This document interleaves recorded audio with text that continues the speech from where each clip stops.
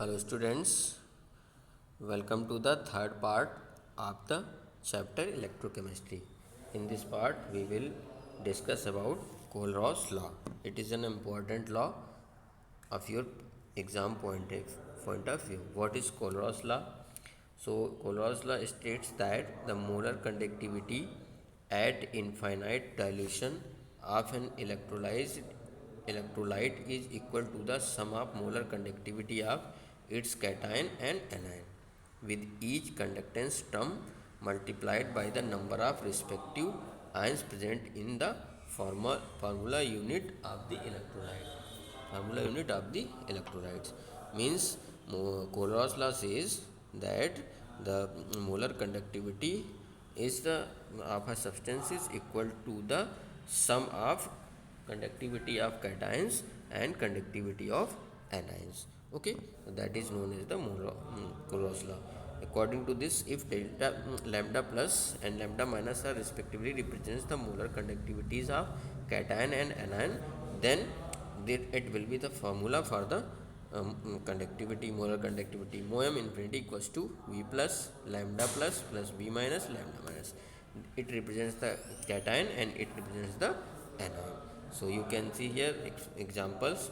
For example, HCl molar conductivity for cation H plus and Cl minus. For NaCl you can watch here molar conductivity of Na plus and Cl minus. Okay, and now come to the what are the applications of Kohlrausch's law. So Kohlrausch's law is applicable to determine the molar conductivity of weak electrolytes. So any weak electrolytes you can calculate the molar conductivity. Okay, and second application is determination of degree of dissociation of weak electrolytes. Means if there is any weak electrolyte like CH3COOH, so what is the degree of dissociation of weak electrolyte can be calculated by this Kohlrausch's law. And next is determination of the solubility of the sparingly soluble salt.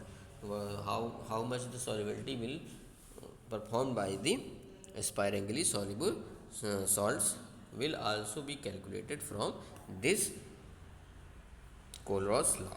Okay, so it was basically Kohlrausch's law. Now come to the main topic, that is galvanic cell or voltaic cell. What is a galvanic cell? A galvanic cell is a device in which chemical energy is converted into electrical energy. Okay, so it is a device by which we will convert a chemical energy into electrical energy. Okay, so construction of galvanic cell. So in galvanic cell you can see here there are two containers in which zinc sulfate solution is filled, and in their second container in which copper sulfate solution is filled, and there are two electrodes are put in this solution. That is zinc electrode known as the anode, contains negative charge, and that is copper electrode known as cathode and contains positive charge. There is a salt bridge is also present. Okay, that is known as the salt bridge. In this salt bridge there is a solution of KCl, HCl, other type of salts are filled, and the basic function of salt bridge is that it balance the electrical neutrality of both the containers, neutrality of both the containers. Okay, so it is the basic representation of the cell. Okay, now you can watch here. It is also a above cell representation. Everything is same here. Okay, now when we will start passing the current in this system, then what happens? From the zinc metal, from the zinc rod, zinc metal, zinc atom loses electron and converted to zinc ions and go into the solution, and from here the released electron will move toward this side and come to the this electrode, and here in the solution copper ions are present, and these copper ions C2 plus ion get electrons and converted into copper solid, and finally they will go to this electrode and start depositing. Means you can finally say when the process will start, then zinc will oxidize after losing electron and copper will reduce after gaining the electrons, and the whole process is known as the redox process, means in which there is oxidation and reduction, both the processes occurs simultaneously. Okay, so in this system, there is oxidation is occurred in this container and there is a reduction is occurred in this container. So you can say it is an oxidation half cell and it is a reduction half cell. Okay, okay, so these are the basic representation of cell and their function. Okay, so now that is oxidation. In oxidation half cell, what happens? Metal after losing electron converted into metal ion, and reduction half cell, metal ion after accepting electron converted into metals. Okay, so for a Daniell cell, the two half cell can be represented as, for oxidation half cell, zinc slash zinc dash, zinc converted into zinc ion means oxidation, copper converted to copper ion means reduction.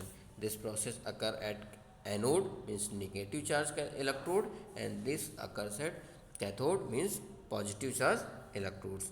Okay, now the molar concentration of the solution is written with this Zn2 plus concentration C1 and Cu converted into Cu2 plus converted into Co solid, and concentration is known as the C2. Okay, while representing a galvanic cell, the oxidation electrode is always written at the left side and reduction electrode is always written at the right side. Okay, there is a as we seen above in the cell, there is a salt bridge was present, and this salt bridge was represented by basically double line. So if you represent the Daniell cell, what is the complete representation of the Daniell cell? So it will the complete Zn converted to Zn2 plus ion after oxidizing, and there is a double line is present. It represents the salt bridge, means it is a half cell and it is another half cell, and there is a double line present between these two half cells, that is known as the salt bridge, and this salt bridge represented by this double arrow. So it is a complete representation of a Daniell cell. Okay, so if you will write any Daniell cell, then you will represent like in this way, in which oxidation system will be written at left side and reduction system will be written at right side, and in between these two there will be salt bridge will be present, which will draw by two lines. Okay, parallel lines. Now the cell reaction mechanism, production of electric current, how electric current basically produces. So as we know that here, when electrons basically flow in this direction, and as we know that the current is always moves opposite to the direction of electrons. So when electron move in this direction, then the current will move in this direction. So we will discuss here the cell reaction mechanism, the production of electric current. So as mentioned earlier, galvanic cell converts chemical energy into electrical energy.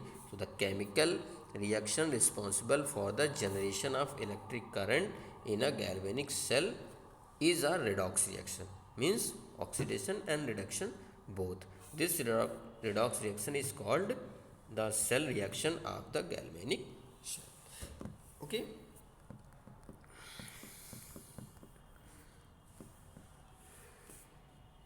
this redox reaction you can say here, oxidation half cell, zinc converted to Zn2 plus ion after losing 2 electrons, and copper converted to copper solid after gaining 2 electrons, and the complete cell is this. Okay, now come to the electrode potential. what is the electrode potential. Okay, have a nice day. Thank you.